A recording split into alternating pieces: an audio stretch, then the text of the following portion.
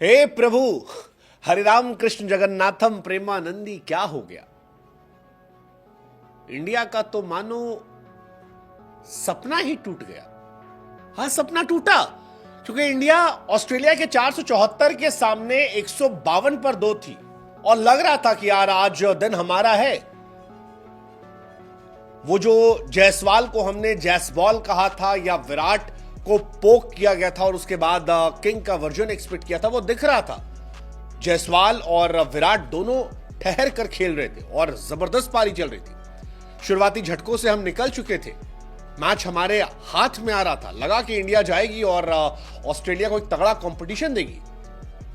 लेकिन फिर 153 से 2 से 159 पर 5 और इंडिया एक बार फिर कोलैप्स कर जाती है। एक ऐसा कोलैप्स जो इंडिया के लिए परेशानी का सबब बन जाएगा।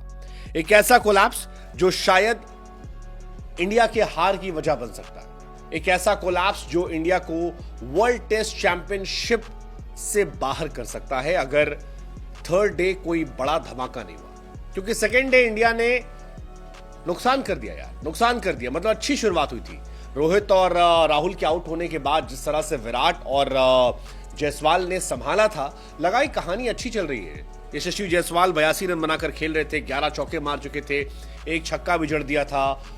मैच में स्ट्रांग पकड़ थी उनकी। लेकिन फिर वो रन आउट होता है जिसमें कई लोग विराट कोहली को कसूरवार मानते हैं, कई लोग मानते हैं कि जायसवाल ने नादानी कर दी।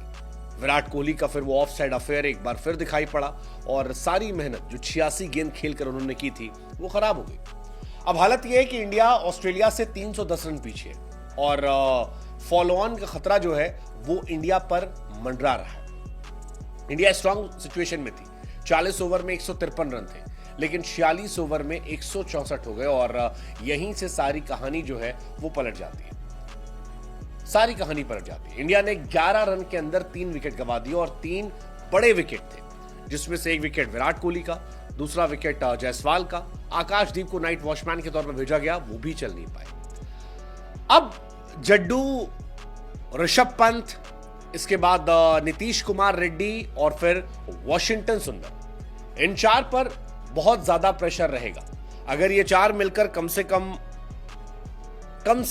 110 या 120 रन बना लेते, 110 रन बनाते हैं तो फॉलो ऑन टलेगा। लेकिन अगर आपको मैच बचाना है तो आपको कम से कम कुछ नहीं तो यहां से 250 रन मारने होंगे या 200 रन तो मारने होंगे। 200 के नीचे आप फंस जाएंगे। लेकिन क्या वो पॉसिबल है? पता नहीं, मुश्किल लगता है, बहुत मुश्किल लगता है। एज अ इंडियन फैन शायद हम हाइपोथेटिकली उम्मीद कर ले, लेकिन बहुत मुश्किल लगता है क्योंकि बहुत ही खराब बल्लेबाजी हुई है। जायसवाल अच्छा खेल रहे थे, मुझे जायसवाल से बड़ी उम्मीदें थी, लेकिन बोलैंड के ओवर में उनका रन आउट होना, फिर विराट का बोलैंड को विकेट देना, फिर आकाशदीप का 0 पर जाना, ये एमसीजी के लोकल बॉय की कहानी जो है ये बहुत ही परेशान करने वाले। और बोलैंड पिछली बार भी यहाँ आए थे, छा गए थे। बोलैंड टेस्ट सीरीज की अगर इस बार बात करो तो 5 इनिंग में 73 गेंद पर 27 रन बनाए और 3 बार बोलैंड को विकेट दे चुके हैं। और जिस तरह से विकेट दिए वो बड़ा डिसअपॉइंटिंग था। हालांकि डिसअपॉइंटमेंट सिर्फ यही नहीं थी, डिसअपॉइंटमेंट इंडिया की आज बैटिंग में भी थी, क्योंकि ऑस्ट्रेलिया के हमने अगर आप विकेट देखोगे तो 299 पर 6 विकेट गंवा दिए थे और 299 पर 6 से अगर आप 474 जाते हो यानी 174 रन की और एड ऑन होता है तो फिर इंडिया को सोचना चाहिए कि उसने क्या किया। स्टीव स्मिथ 140 रन ठोक दिए, पैट कमिंस ने 49 रन ठोके, मिस्टाक ने 15 ठोके, लायन ने 13 ठोके और उसका असर यह था कि मैच इंडिया से बहुत दूर निकल गया। आप ऑलरेडी आखिरी के 3-4 विकेट पर अगर आप 150-200 रन देते हो तो ये बताता है कि यार आप मैच में नहीं थे, आप गायब थे। ऊपर से आपकी बल्लेबाजी, कैप्टन रोहित शर्मा फिलहाल इस टीम में एक बर्डन बनते जा रहे हैं। एक कैप्टन के तौर पर भी 12 बार रिव्यू लिए हैं, एक बार सही हुआ है, हर बार गलत हो रहा है।